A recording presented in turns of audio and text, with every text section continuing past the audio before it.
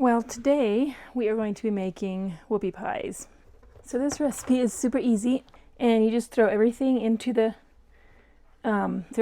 bowl at once, and then you mix it up with a beater. You do not have to worry about mixing, eggs first, beating eggs first, or anything like that. You just throw it all in and mix it up. It's good to go.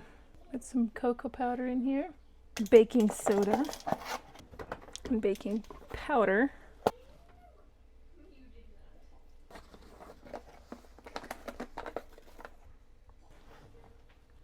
And then it calls for buttermilk, but I never buy buttermilk because I don't have to buy that and then may not use it right away or something, so I just make my own buttermilk.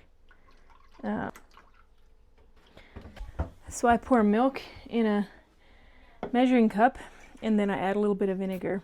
I don't measure it, maybe a teaspoon, or kind of stir it, and it will get thick. If you leave it set for just a minute, it will get kind of thick like buttermilk, and that gives it the same tanginess that buttermilk does.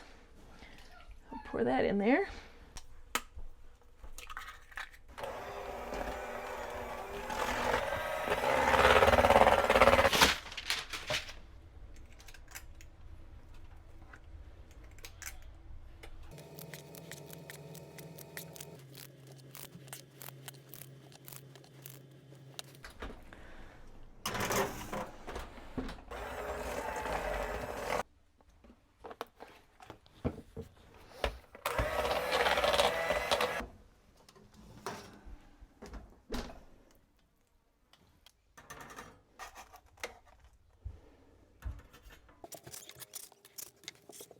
So I am using the same scoop that I used for the cookies to scoop out the frosting. Obviously I washed it first, but it makes the exact right amount to put on there.